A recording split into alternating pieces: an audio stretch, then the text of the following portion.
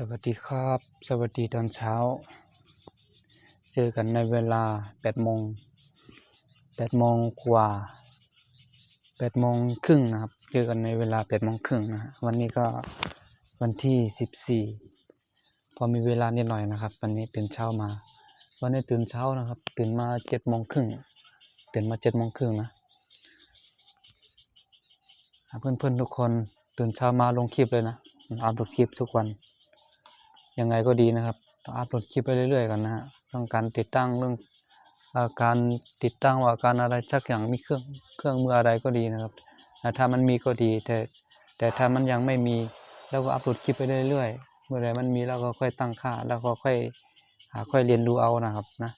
ค่อยเรียนรู้เอาที่เขาสอนมาในฟิตใน YouTube นะฮะมีเพื่อนๆสอนก็ตั้งเยอะแยะเราก็ไปเรียนรู้เอาที่เขาสอนที่คนเก่งที่คนช่องดังนะคนช่องดังก็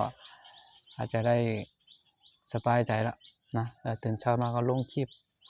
ลงคอนเทนต์ถ่ายวิดีโออัพโหลดคลิปวิดีโอนะฮะเอาโทรศัพท์มือถือเราตั้งกล้องแล้วก็ให้ถ่ายเป็นแนวนอนนะถ้าเราถ่ายเป็นแนวนอนมันจะได้เ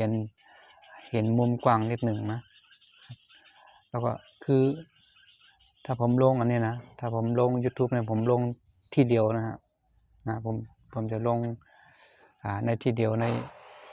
คลิปวิดีโอสั้นก็ผมก็ไม่ลงนะคือผมก็จะลงอันแบบของเดิมๆนะของเดิมๆของแบบธรรมดาของแบบชาวบ้านนะแบบคนบ้านนอก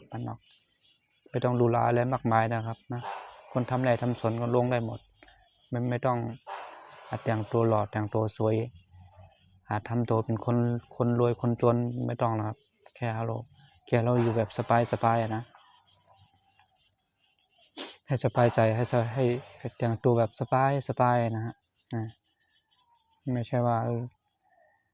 เราอยากจะได้ยอดวิวคนเยอะๆคนติดตามเยอะๆให้เราแต่งตัวดีๆแต่งตัวแบบคนรวยไม่ใช่ครับถ้าคุณอย่าเพิ่งคิดอย่างนั้นนะคนเรามีหัวใจเหมือนกันมีหัวใจเหมือนกันมีความคิดเหมือนกันแต่ว่าเอาไปใช้ที่ไหน